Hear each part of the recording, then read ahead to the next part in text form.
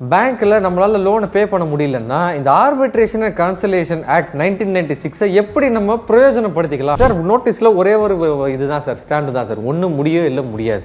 அதனால் செக்ஷன் 12 படி ஆர்பிட்ரேட்டர் நடுநிலையில் தான் இருக்க வேண்டும். இப்போது பிரச்சனையில் மாற்றுறதே எங்கன்னு பார்த்தீங்கன்னா சில சில்லியான ரீசன்ஸில் தான். ஒருத்தரால் பணம் கட்ட முடியும்னா பணம் கட்ட முடியும்னு அவங்க சொல்ல போகிறாங்க. பணம் கட்ட முடியாதுன்னா பேங்க் ஆகிய நீங்கள் தயவு செஞ்சு சம்மன் ரீச் ஆச்சா இல்லையான்றதை நீங்கள் வெரிஃபை பண்ணணும். வணக்கம் நண்பர்களே, நான் உங்கள் அட்வொகேட் பரத் கௌரிசங்கர் பேசுகிறேன். போன வீடியோஸில் பார்த்தீங்கன்னா கலெக்ஷன் ஏஜென்ட்ஸை எப்படி டேக்கிள் பண்ணணும், எப்படி நம்ம லீகல் நோட்டீஸ் அனுப்பணும், எப்படி கோர்ட்டு மூலியமாக நம்ம இது எப்படி செட்டில்மெண்ட் கொண்டு வரணும், இது போல் விஷயங்கள் அண்ட் பல விஷயங்களை பற்றி நம்ம பார்த்துருக்கோம். இந்த வீடியோவில் நம்ம ரொம்ப முக்கியமாக பார்க்க வேண்டிய விஷயம் என்னன்னு பார்த்தீங்கன்னா ஆர்பிட்ரேஷன் அண்ட் கான்சலேஷன். அதாவது ஆர்பிட்ரேஷன் அண்ட் கான்சலேஷன் ஆக்ட் 1996 எப்படி யூஸ் ஆகும். பேங்க்கில் நம்மளால் லோனை பே பண்ண முடியலன்னா இந்த ஆர்பிட்ரேஷன் அண்ட் கான்சலேஷன் ஆக்ட் 1996 எப்படி நம்ம பிரயோஜனப்படுத்திக்கலாம் அப்படின்றத பற்றி இந்த வீடியோவில் நான் பேச போகிறேன். உங்கள் business loan, credit card, personal loan, agricultural loan, ஓடி, சிசி, இது எல்லாமே ஒரு டிபார்ட்மெண்ட்டாக மார்ட்கேஜ் தனி. மார்ட்கேஜ் அண்ட் ஹவுசிங் லோன்ன்றது தனி டிபார்ட்மெண்ட். அதுக்கு நான் தனியான வீடியோ நான் கண்டிப்பாக உங்களுக்கு போடுறேன். அதை பற்றி வீடியோ நம்ம போடல. ஸோ இப்படிப்பட்ட பேங்க் லோன் வாங்கிட்டு நம்ம சந்தர்ப்ப சூழ்நிலை சரியில்லைன்னு சொல்லி நம்ம பணத்தை கட்டாமல் இருக்கோம். நிறைய பேர் என்கிட்ட சார் பணம் வாங்கிட்டோம் கட்டாமல் இருக்கிறது சரியா அப்படின்ற மாதிரி கேள்வி கேட்டிருந்தீங்க. இப்போ ஒரு கிரெடிட் கார்டு, ஒரு பர்சனல் லோன் ஒரு 2 பேர் வச்சுருக்காங்க. ஒரு பார்ட்டி ஏ இருக்காரு, பார்ட்டி பி இருக்காரு. பார்ட்டி ஏ நல்லா சொத்து பத்து வச்சுருக்காரு, நல்லா லாரி பஸ்ஸுன்னு வச்சுருக்காரு. 10 லட்ச ரூபா கடன் வாங்கிட்டு பணத்தை கட்டலை. பார்ட்டி பி பக்கத்து வீட்டுக்காரர் தான் வச்சுக்கிங்க, உண்மையிலேயே ரொம்ப கஷ்டப்பட்டுக்கிட்டு இருக்காரு. உண்மையிலேயே அவரால் சந்தர்ப்ப சூழ்நிலை பணம் கட்ட முடியலை. இப்போ பேங்க்கை பொறுத்த வரைக்கும் பார்த்தீங்கன்னா அவன் பணத்தை கொடுத்துட்டான், அவன் சும்மா விடணும்லாம் அவசியம் கிடையாது. அவனுக்கு தேவை என்னை நம்பி டெபாசிட் கொடுத்துருக்கான், என்னை நம்பி ஷேர்ஸில் இன்வெஸ்ட் பண்ணியிருக்கான், அவனுக்கு நான் சட்டப்படி என்ன ரிட்டர்ன் கொடுக்கணுமோ அதை கொடுக்கணும் தான் அவன் கேட்பான். ஒரு ஆள் சொத்து பத்தை வச்சு கடனை கட்டாமல் இருந்துட்டார் பார்ட்டி ஏ, அவரை ஈஸியாக அவரோட சொத்தை முடக்கி டிசல்யூட் பண்ணி அந்த என்ன பணம் அவங்களுக்கு கொடுக்க வேண்டி இருக்கோ அந்த பணத்தை கோர்ட்டே மீட்டு கொடுத்துரும்.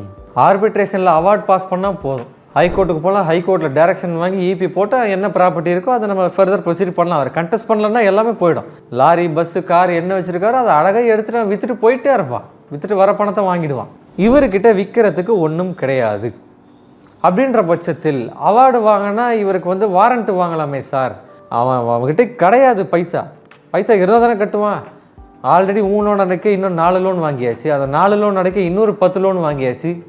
மேலும் லோனை வாங்கி கடைசியில் கடன்காரனாகி உட்கார தான் செய்யணும், காலம் ஃபுல்லாக கடன் கட்டிக்கிட்டு தான் இருக்கணும். புரியுதுங்களா? இப்போ இவரால் பே பண்ண முடியலன்னா என்கிட்ட ஒன்றும் கிடையாது அப்படின்றத நிரூபித்து கோர்ட்டில் என்ன வழி வேணாலும் இவருக்கு தேர்றதுக்கு எல்லா ரைட்ஸும் இருக்குது. அதுலேயும் சார் இப்போ கட்டாமல் விட்டால் கோர்ட்டு விட்டுருமா சார் அப்படின்னு கேட்டிங்கன்னா அப்படி கிடையாது. அது கோர்ட்டு கேஸை தீர்மானிக்கும், கோர்ட்டு ஜட்ஜ்மெண்ட்டு பாஸ் பண்ணும், அதுக்கடுத்து நெக்ஸ்ட்டு நிறைய ப்ரொசீஜர்ஸ் இருக்குது. இப்போ டாபிக் உள்ளே வரேன். ஆர்பிட்ரேஷன் அண்ட் கன்சலேஷன் இங்கே எப்படி யூஸ்ஃபுல்லாக இருக்கும் அப்படின்றத பற்றி இப்போ நான் சொல்ல போகிறேன். பார்ட்டி ஏ பணம் வச்சுருக்கார், பார்ட்டி பி பணம் இல்லை. இப்போது நீங்கள் லோனை வாங்கின உடனே லேஸில் உங்கள் சேலரியை பார்த்தோ இல்லை உங்கள் பிஸ்னஸை பார்த்தோ லோன் யாரும் கொடுக்க போகிறது கிடையாது. அவன் நீங்கள் கரெக்டாக கட்டுவீங்கன்னு சொல்லி 10 செக்கு வாங்கியிருப்பான், இசிஎஸ் போகிறேன்னு இசிஎஸ் ஃபார்ம் எல்லாம் ஃபில் பண்ணி வாங்கியிருப்பான். அது இல்லாமல் ஒரு 1008 பேப்பரில் அக்ரிமெண்ட்டுன்னு சொல்லி சைன் வாங்கிட்டு போயிருப்பான். இப்போ சைன் வாங்கின டாக்குமெண்ட்டில் ஹிடன்னாக ஒரு வார்த்தை ஒன்று இருக்கும். அங்கே தான் நாமெல்லாம் ஏமாந்துருவோம். அந்த ஏமாறதை ப்ரொடக்டிவாக நம்ம மாற்றி யூட்டிலைஸ் பண்ணணும். If any problem arises between party A and party B, நாங்கள் சோல் ஆர்பிட்ரேட்டரை அப்பாயிண்ட் செய்வோம் அப்படின்ற ஒரு வார்த்தை அதில் இருக்கும். இப்போ சோல் ஆர்பிட்ரேஷன்றது நான் ஆல்ரெடி சில வீடியோவில் சொல்லியிருக்கேன். ஆர்பிட்ரேஷன்ன்றது பெரிய சட்டம். ஆர்பிட்ரேஷன்லாம் இன்டர்நேஷ்னல் டிஸ்பியூட்ஸ்க்கு யூஸ் பண்ணுற ஒரு அக்ரிமெண்ட்ஸ். ஒரு கம்பெனி உள்ள போர்ட் ஆஃப் டைரக்டர்ஸ்க்கு இஷ்யூஸ் இருக்குன்னா அப்போ ஆர்பிட்ரேஷன் யூஸ் ஆகும். ஷிப்பிங்க்கு ஆர்பிட்ரேஷன் யூஸ் ஆகும். இன்டர்நேஷ்னல் ஃப்ளைட் கேரியேஜஸ்க்கு ஆர்பிட்ரேஷன் யூஸ் ஆகும். அப்படி யூஸ் பண்ணக்கூடிய ஒரு சட்டத்தை 10,000 20,000க்கு கிளைம் போட்டு இவன் என்ன பண்ணுவான்னு ஆர்பிட்ரேஷன் நோட்டீஸ் அனுப்பி உங்களை மிரட்டுவாங்க. இப்போ நான் என்ன சொல்ல வரேன் இதில் இருந்துன்னு பார்த்தீங்கன்னா ஆர்பிட்ரேஷன் ஒரு பெரிய சட்டத்தை இவங்க மிஸ்யூஸ் பண்ணி உள்ளே கொண்டு வராங்க. அதை நாம் எப்படி பிரயோஜனமாக மாற்றிக்கணுன்றது தான் இங்கே ஸ்டோரி. பணம் வருது, பணம் கொடுத்தல் வாங்கல் பிரச்சனை இவருக்கு இருக்குது, பார்ட்டி ஏக்கும் இருக்குது, பார்ட்டி பிக்கும் இருக்குது. நல்லா புரிஞ்சுக்கிங்க. பார்ட்டி ஏக்கும் நோட்டீஸ் வருது, கண்டெஸ்ட் பண்ணலை, நோட்டீஸ் ஆர்பிட்ரேஷன் தானேன்னு சொல்லி அவர் அசால்ட்டாக விட்டுட்டு போகிறாரு. கன்ஃபார்மாக இவரோட ஜீப்பு, வண்டி, காரு, பஸ்ஸு இவர் தான் ஆட்டையை போட்டுருவான், தூக்கிட்டு விற்றுருவான். இவர் பணம் உண்மையிலே கட்ட முடியாமல் இருக்கார். கரெக்டான ஆளுங்கிட்ட போய் கரெக்டான அட்வொகேட் கிட்ட போய் ப்ரீ ஆர்பிட்ரேஷன் நோட்டீஸ்னு ஒரு நோட்டீஸ் வரும். அதாவது நான் ஆர்பிட்ரேஷன் மூவ் பண்ண போகிறேன், நாம் 2 பேருக்கு தகராறு இருக்குது, அந்த தகராறை நம்ம ஆர்பிட்ரேஷன் மூலியமாக முடிச்சிக்கலாம் அப்படின்னு சொல்லக்கூடிய ஒரு நோட்டீஸ் தான் pre arbitration notice. So arbitration இப்போ வந்து இவங்க அப்பியர் ஆகுறாங்க அப்படின்னா சில நேரத்தில் ஆர்பிட்ரேஷன் வந்து எங்கே போடுவான்னு பார்த்தீங்கன்னா டெல்லி, மும்பை, குர்கான்னு போட்டிருப்பான். ஆர்பிட்ரேஷன் மும்பை, குர்கான் நடந்தால் பொட்டிக்கடை வச்சுருக்கவங்களெல்லாம் போக முடியாது. கீழேயே வீடியோ கான்ஃபரன்ஸ் லிங்க்னு போட்டிருப்போம். வீடியோ கான்ஃபரன்ஸ் லிங்க்கில் ஜாயின் பண்ணுங்கள். அப்போது தெளிவாக நீங்கள் சொல்லிடணும், என்னால் இது முடியும், இல்லை என்னால் முடியாது. நீங்கள் உங்களுக்கு அப்பியர் ஆக தயக்கமாக இருந்து இல்லை அப்பியரன்ஸ் எப்படி ஆகணும்னு தெரியலன்னா உங்கள் நியர்பை அட்வொகேட்ஸை வச்சு அப்பியர் ஆகுங்க. பட் அப்பியர் ஆகிறது முழுக்க நல்லது. அங்கே என்ன நெசசரி கவுண்டர்ஸ் கொடுக்கணுமோ அங்கே நெசசரி கவுண்டர்ஸ் கொடுக்கணும். என்ன ரிட்டர்ன் ஸ்டேட்மெண்ட் கொடுக்கும் அது கம்ப்ளீட் டாக்குமெண்ட் செட் எல்லாத்தையுமே நீங்கள் வெரிஃபை பண்ணி பதில் கொடுத்துக்கிட்டே இருக்கணும். ரொம்ப வந்து அந்த பேங்க் உங்களை கரை வச்சு இந்த ஸ்ரீராம் ஃபைனான்ஸ் எல்லாம் பார்த்தீங்கன்னா ஸ்ரீராம் கோகுலம் சிட்ஸ் எல்லாம் பார்த்தீங்கன்னா இந்த ஆளை வந்து ஜெயிலுக்கு தள்ளணும்னு பண்ணி அதெல்லாம் வந்து 1000ல் 10 கேஸ் அப்படியே நடக்கும். அதெல்லாம் நீங்கள் எதுவும் பயப்பட வேண்டாம். அந்த அளவில் யாருக்கும் போகிறது கிடையாது. இப்போது பிரச்சனையில் மாற்றுறதே வந்து எங்கன்னு பார்த்தீங்கன்னா சில சில்லியான ரீசன்ஸில் தான். ஒருத்தர் வந்து பெட்ரோல் பங்க் போடப்போம், அங்கே வந்து SBI கார்டு எடுத்துகிட்டு வந்து நீட்டுவான், சார் இந்த ஆஃபர் சார் பெட்ரோல் போட்டிங்கன்னா உங்களுக்கு 5 ரூபா கிடைக்கும், 10 ரூபா கிடைக்கும்னு போடுவான். அந்த அல்பாசையில் கார்டை வாங்கிட்டு அந்த கார்டை ஏதாவது எமர்ஜென்சிக்கு எங்கேயாவது ஸ்வைப் பண்ணிடுறது, அந்த ஸ்வைப் பண்ணிவிட்டு அவனே திருப்பி ஃபோன் போட்டு இன்னொரு கார்டை கொடுப்பான், அதை வாங்கி இதில் ரொட்டேஷன் பண்ணுறது அப்படி இப்படின்னு சொல்லி பெருசாகிட்டே இருக்கும். பட் கம்ப்ளீட் உங்கள் ஃபினான்ஷியல் ஸ்ட்ரக்சரையும் உங்கள் ஃபினான்ஷியல் பிளானிங்கையும் ஒரு ஆடிட்டரும் ஒரு அட்வொகேட்டை வச்சு கம்ப்ளீட்டாக A to Z போட்டு ரெடி பண்ணி வைக்கணும். அப்போ தான் நீங்கள் ஆர்பிட்ரேஷன் கேஸை கண்டெஸ்ட் பண்ணும் போதுட்டு அந்த பிளானை நீங்கள் எடுத்து அங்கே கொடுத்தீங்கன்னா சார் என்னால் இது முடியும், என்னால் முடியாதுன்றதை தெளிவாக பேச முடியும். இப்போ இன்னொரு விஷயம் பார்த்தீங்கன்னா கலெக்ஷன் ஏஜென்ட் வந்து ஆர்பிட்ரேஷனில் அவார்டு ஆகிடுச்சு, உனக்கு தெரியாமலே நான் அவார்டு வாங்கிட்டேன் அப்படின்னு சொல்லி அந்த ஆர்டரை கையில் எடுத்துக்கிட்டு வருவான். அந்த ஆர்டர் அவன் கையிலெல்லாம் வச்சிருக்கக்கூடாது. ஆர்பிட்ரேஷன்ன்றது 2 பேருக்குள்ளே நடக்கிற ஒரு சமரச பேச்சு வார்த்தை. அதை ஒரு குவாசி ஜுடிஷியல் ஃபார்மில் ஒரு எக்ஸ் மேஜிஸ்ட்ரேட்டோ இல்லை ஒரு பெரிய லாயரோ அந்த ஆர்பிட்ரேஷனை நடத்துவாங்க.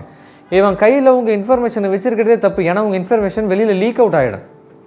அதே போல் ஆர்பிட்ரேஷனில் அவார்டு வாங்கிட்டாலும் கவலைப்படாதீங்க, அவன் அதுக்கு மேலே அதை வச்செல்லாம் ஒன்றும் பண்ண முடியாது. ஹைகோர்ட்டு போனால் ஹைகோர்ட்டில் போய் அவன் டிகிரி EP வாங்கணும், டிகிரி வாங்கணும், அதை வாங்கிட்டு அதுக்கடுத்து உங்ககிட்ட வரணும். வந்த அந்த இடத்துல நம்ம பொருள் ஏதாவது இருந்தால் தானே.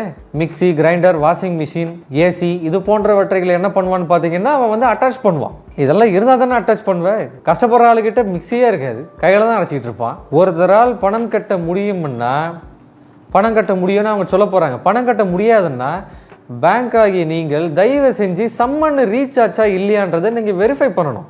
மக்களே நீங்களும் வந்து செக் பண்ணணும். முதல்ல சம்மன் அவார்டு பாஸ் பண்ணியிருக்க சம்மன் ரீச் ஆச்சா, தகவல் அறிக்கை எனக்கு வந்து தான் முதல்ல இது மூலம் நீ கேஸை ஃபைல் பண்ணியிருக்க வந்து எனக்கு அப்பியர் ஆகுன்னு சொல்லி வந்ததா அப்படின்றத நீங்கள் கேள்வி கேட்கணும் அவங்கக்கிட்ட. அப்படி இல்லைன்னா நார்மலாக ஹைகோர்ட்டு போகலாம், சம்மனை ரிசீவ் ஆகலன்னு சொல்லி அந்த இதை செட்டிசைட் பண்ணுறதுலாம் பெரிய விஷயம் கிடையாது. அதனால் இப்போ ஆர்பிட்ரேஷன்னா என்ன, எப்படி இதை வந்து டேக்கிள் பண்ணணுன்ற ஒரு ஐடியா உங்களுக்கு நான் சொல்லியிருக்கேன்.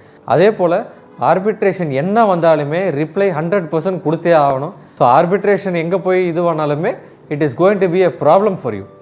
அதனால் நீங்கள் appropriate reply, appropriate case updates, appropriate appearances நீங்கள் கொடுத்தீங்கனாலே ஈஸியாக இதுலேருந்து நீங்கள் வெளியில் வந்துடலாம். ஸோ இந்த வீடியோவோட நோக்கமே என்னன்னு பார்த்தீங்கன்னா ப்ராக்டிகாலிட்டியில் ஆர்பிட்ரேஷன் அண்ட் கன்சலேஷன் எப்படியெல்லாம் உபயோகமாக இருக்கும், பிரயோஜனப்படும், நமக்கு எப்படி யூஸ்ஃபுல்லாக இருக்குன்றதை பற்றி தான். இந்த வீடியோ உங்களுக்கு பிடிச்சிருந்தா கீழே கமெண்ட்டில் ஒரு தம்ஸ் அப் கொடுங்க, என் வீடியோக்கும் ஒரு லைக் கொடுங்க. யாராவது கஷ்டப்படுறாங்க ஆர்பிட்ரேஷனால் ஒன்றும் புரியாமல் இருக்காங்க அப்படின்னா இந்த வீடியோவை ஷேர் பண்ணுங்கள். மேலும் இது போல் லீகல் இன்ஃபர்மேஷன்ஸுக்கு என்னோடய சேனலை சப்ஸ்கிரைப் பண்ணுங்கள். நன்றி.